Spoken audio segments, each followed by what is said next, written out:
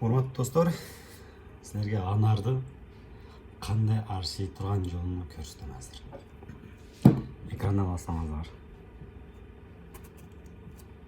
Биринчи очередте жогорусунан мынтип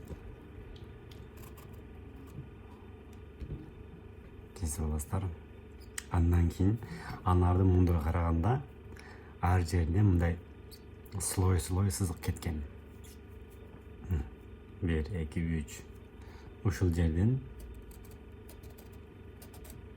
Опа.